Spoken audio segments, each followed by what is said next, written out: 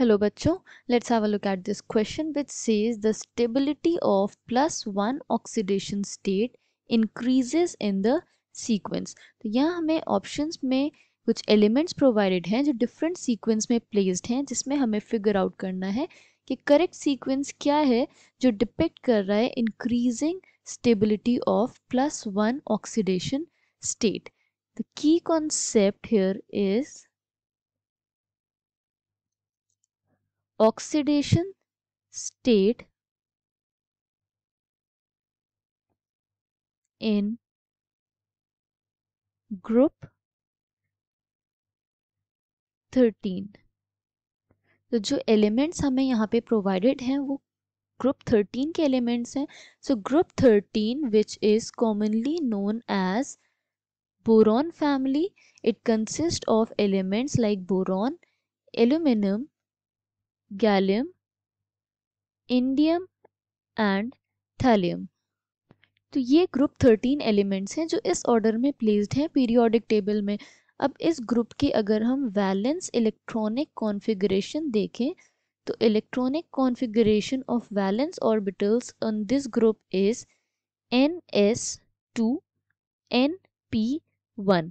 ये valence electronic configuration है. तो इसका मतलब ये is involves s and p orbitals.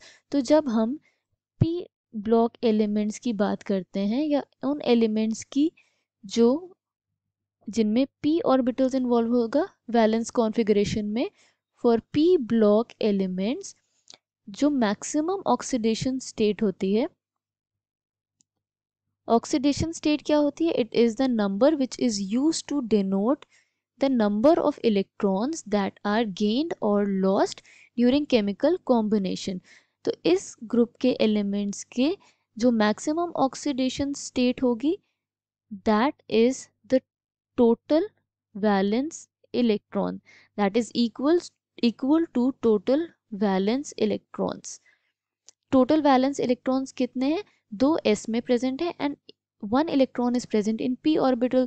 तो maximum oxidation state of this group will be +3. ये सारे इलेक्ट्रॉन्स लूज करके it will attain +3 oxidation state. Minimum oxidation state क्या होगी इस ग्रुप की? Minimum oxidation state will be p orbital elements. तो हम s ऑर्बिटल को एक्सक्लूड कर देंगे.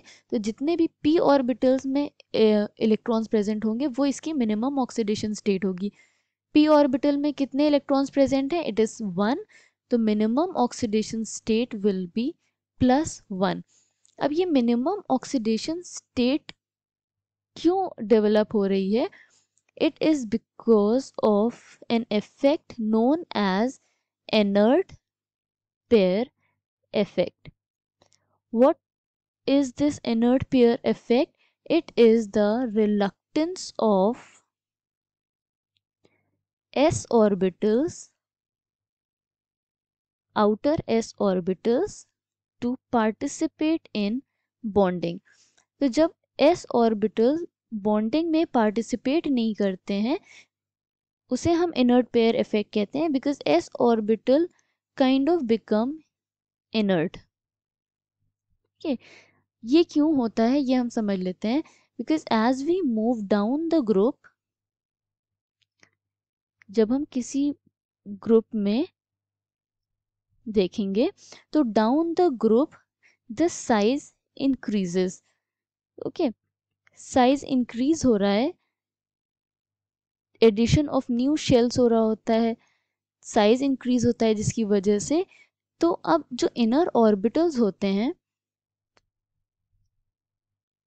inner orbitals show ineffective shielding.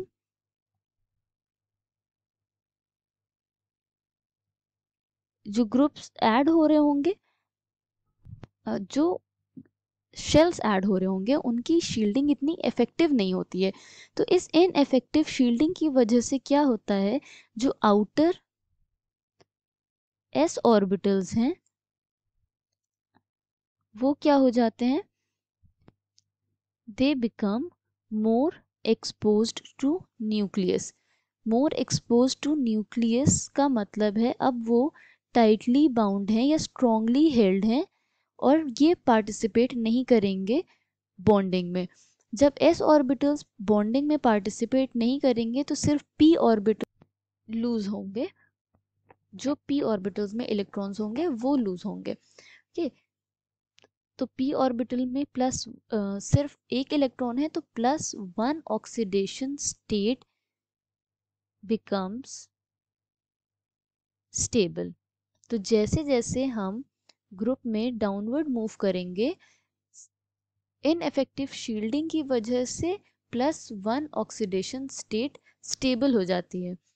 अगर हम ऑर्डर देखें जिस ऑर्डर में ये ग्रुप में प्लेस्ड हैं तो इट इज़ एल्यूमिनियम, या साइज का ऑर्डर देखें तो aluminium is followed by gallium, indium and thallium. तो ये इसी ऑर्डर में प्लेस्ड है, ये इनका इंक्रीजिंग ऑर्डर ऑफ साइज है in the group 13। That means कि थैलियम में +1 state will be more stable. Okay, क्योंकि ये डाउन द ग्रुप प्रेजेंट है। That means we can say that the stability of +1 oxidation state increases in the sequence aluminum followed by gallium followed by indium and thallium. This is the order of increasing stability of +1 oxidation state in group 13. I hope you understood it well. Thank you and best of luck.